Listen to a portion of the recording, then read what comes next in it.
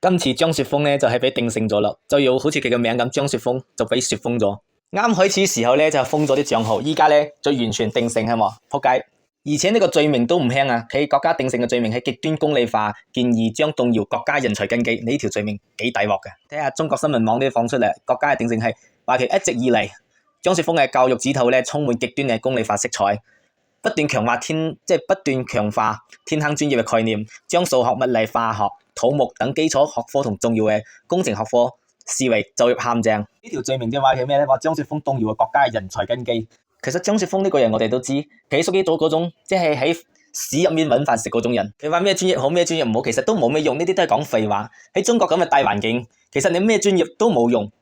除非你自己有後台，即係你老子係邊個，或者你自己嘅身邊人係邊個，你喺邊個圈先決定你喺邊個圈發展。而同你讀咩專業，其實關係真係唔係講特別大啦。所以張雪峰講咁多年，其實佢講咗好多年噶啦，佢都係從屎中揾飯食嗰種。但係點解咁多年都冇事呢？點解今次揦嘢呢？其實同佢呢次拍馬屁真係有好大關係。有時拍馬屁唔係咁拍，或者唔係你呢啲人可以拍。邊啲人可以拍馬屁，同邊啲人唔可以拍馬屁係有區別嘅。其實張雪峰好簡單，佢嘅目標好簡單，佢今次拍馬屁，一係整個愛國財，即係發個愛國財咁，借住嗰個愛國整啲流量俾自己，係嘛，再搵到啲錢。二更加係想表忠心，表忠心係咩咧？想俾到國家睇到佢嘅忠心，然後咧抬旗，即係進入體制，比如進入呢個政協啦。因為近排我哋睇到濟公咪入咗黨，係嘛，成呢個即係差唔多入土嘅人，差唔多香嘅人，嗰個時候入咗黨。咁呢個時候，張雪峰梗係好妒忌、好羨慕呢啲咁嘅情況嘅，所以佢都想表忠心，然後入呢個體制內。但係人同人，即係人比人比死人。你張雪峰係咩？人哋嗰個濟公嗰個演員游碗倉係咩？即係呢個係兩個性質嘅。一，你想拍馬屁，你有冇呢個 call？ 唔係咩人拍馬屁，領導都中意嘅。即係你冇呢個 call， 你拍佢馬屁，人哋反而覺得好核突。就好似拍毛澤東嘅馬屁，需要邊啲人拍咧？佢需要林彪、劉少奇啲人拍。你啲茄喱啡根本都冇資格拍佢嘅馬屁。再睇過嚟，鄧小平要拍鄧小平馬屁，有邊個有資格咧？係江澤民。江澤民先有資格去拍鄧小平嘅馬屁，係嘛？所以搞出個鄧小平理論。咁邊個可以拍江澤民嘅馬屁咧？講到胡錦濤，係嘛？整個三個代表，即係你要麼係佢接班人，要麼佢手下，咁你先有呢個資質係拍呢個馬屁。你呢個張雪峰係咩人？而游碗倉係咩人？游碗倉人哋有呢個形象，係嘛？咁多年塑造呢個形象，呢個濟公嘅形象，人哋喺社會嘅形象反應係好好嘅。所以人哋領導中意佢，係嘛？你呢個形象入咗黨，臨死前即係臨香之前入咗黨，咁對黨嚟講咧係覺得比較好嘅，即係人哋做宣傳都係比較有面嘅，有 face 嘅。但係你張雪峰，你咩 call 你咿我吟咗幾年，係嘛？你講呢啲話，人哋未必中意聽。仲有一呢個國家大事係你可以傾嘅咩？係你呢啲人可以傾嘅咩？二你話你捐5000萬係咩意思啊？其實你所有錢都係國家嘅，你邊有話你捐5000萬同唔捐5000萬啫？依家喺中國，大家喺銀行取錢，係嘛？稍微攞多幾萬蚊，人哋個銀行都問你攞呢個錢有咩用途，係嘛？依家換呢個外匯去出國，你都銀行都會阻止你。或者把個限額限低好多，即係限落嚟。邊個可以攞錢出去啊？即係喺中國唔好話你個錢唔係你嘅，你成條命都唔係你噶啦，係嘛？你身上嘅器官同你身上流嘅血，邊一滴係你嘅？所以呢句話就唔啱。張雪峰講呢句話就唔啱，係嘛？你捐5000萬，本身呢5000萬就國家嘅，你攞國家嘅錢嚟捐俾國家，呢句話人哋國家唔中意聽。咁你剩低嘅錢咧，仲想自己 keep 住？你同游碗倉唔同，游碗倉一係整咁多年嘅形象，佢講入黨係嘛？講咗入黨，即係講入黨前人係點表忠心嘅。佢話叫啲大學生、博士生係送外賣都好好嘅，係嘛？又可以服務大家，又可以揾錢，又即係張雪峰，你呢個散養嘅奴才，就好似嗰個睇阿 Q 正傳咁，係嘛？你阿 Q 係邊個？即係阿貴係邊個？你配姓趙咩？你冇資格。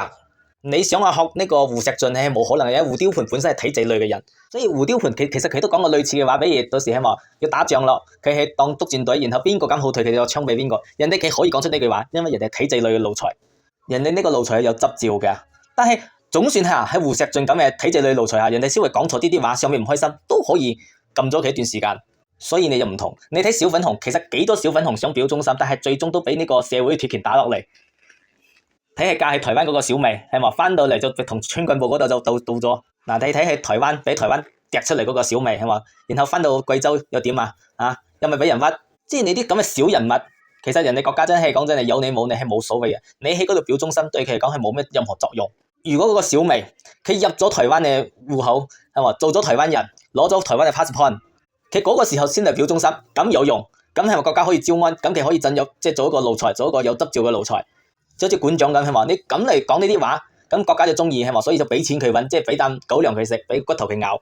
你睇下館長，假如館長歸化咗，入咗大陸嘅戶籍，係嘛，攞住中國嘅即係朱君紅嘅護照，你睇過佢仲有冇用？佢就冇用噶啦。所以喺中國你想拍馬屁，要睇下自己咩身份，唔係話你真係偷雞唔到食飯，即係食炸尾，係嘛，拍，即係偷雞唔到食炸尾，拍馬屁拍到腳嗰度去，即係自己有拍馬屁咧，哪怕你犯啲錯咧，佢都可以原諒你，最終要把你拉入去。就好似睇陳佩斯，好多人都中意陳佩斯，係嘛，當時佢同央視正有拗撬啦。人人都話陳佩斯呢個人骨頭硬，係嘛，夠硬氣，咁多年嚟同央視就喺直嗰度頂住。人哋你睇下依家陳佩斯幾十歲啦，係嘛，差唔多有入，差唔多同游本昌一樣，有差唔多要香嘅人。人哋依家幾忠心，幾忠誠，即係專業人拍馬屁咧，佢係有一定技巧嘅，即係唔係話好似你咁搏命係奶，搏命係擦鞋。你睇下刀郎就係啦，刀郎叫羅琳，人哋點解可以做個政協委員？即係人哋拍馬屁，你睇嗰首歌啊嘛。你睇羅剎海嗰首歌，好似佢鬧緊中國社會咁，係嘛？對中國社會好不滿，即係人哋真係小馬大幫忙，偶爾以呢個黨員嘅身份，係嘛，發幾句牢騷，佢咁啦會顯得我哋呢個黨更加親民，更加有寬容，更加有凝聚力。但係咧呢種批評咧，唔係咩人都可以批評，即係人哋體制內好似陳佩斯好，刀郎好，人哋呢種咧係冇問題嘅，人哋本身自己要麼紅後代，要麼就政協委員。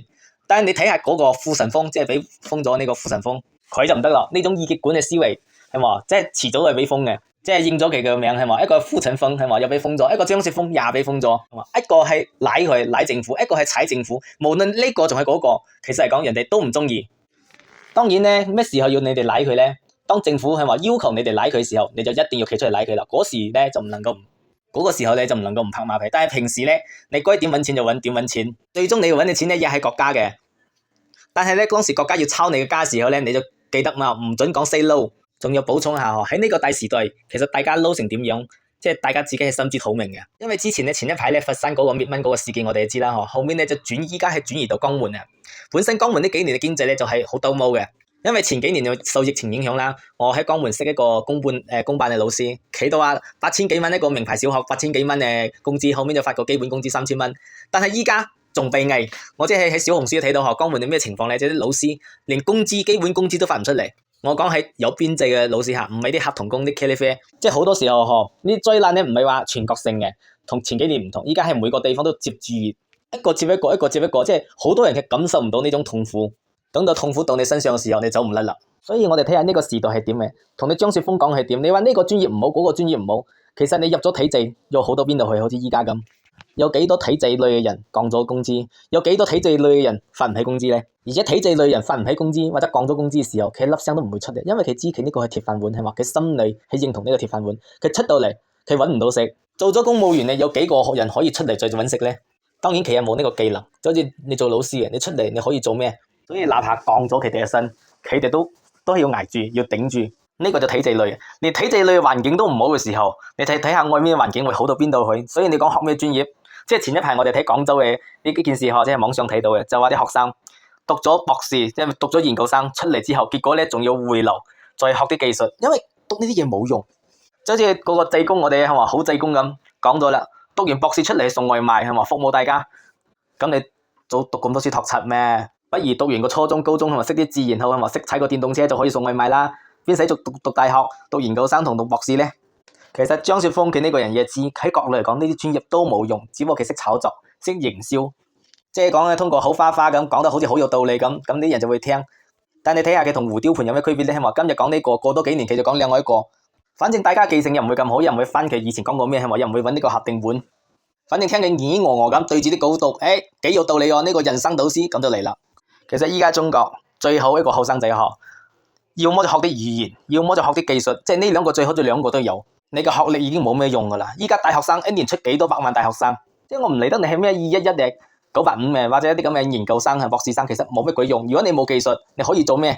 你有冇後台？你有後台嘅話，其實你都唔需要讀到研究生、博士生啦。你整個4+4，你就可以做醫生。所以呢啲人讀咁多書，最終只能夠考公務員。但係考公務員嘅概率係幾多咧？係話要麼1%，要麼2%-3%，甚至有啲更加誇張嘅4000%。你剩低考唔上啲研究生點算？啲咁嘅高學歷人點算？又咪最終又咪入到社會嚟？嗰個時候心態仲渣，係話讀咗20幾年書，讀咗20幾歲，最終咧一事無成，仲要從低做起。嗰時個心態真係完全係渣咗嘅。即係所以真係講佢啲專業咧，不如老老實實學啲，即係冇必聽佢啲講啲廢話，即係想自己喺個社會學繼續咁撐落去，一定要學啲專業，一定要學啲傍手嘅嘢。你一個冇身份冇背景嘅人，只能夠靠啲技術，你先可以有出路，或者唔能夠講出路啦，一條生路。依家講出路都冇咩用係嘛？人哋有啲背景好似王健林咁，依家都俾咗正上黑名單嘅人。當然雖然第二日係解封咗，你都知啊，人哋係紅後代啊。雖然佢個紅唔係講特別紅，佢老豆唔係講特別高級，但係人哋老婆即係老婆嘅老豆好紅啊。即係但係人哋老婆嘅老豆好紅啊。即係佢呢啲都同任正非係差唔多，係咪娶個好老婆，然後咧飛黃騰達？但係依家又點樣啊？即係人哋呢啲人，人哋都揾唔到錢，所以普通人唔好話諗住點揾呢個出路，先揾生路先係最重要嘅。其實就包括我哋呢啲出嚟即係潤出嚟嚇着手出嚟嘅人，其實都係揾條生路，唔係揾條出路。暫時不死先可以講明天。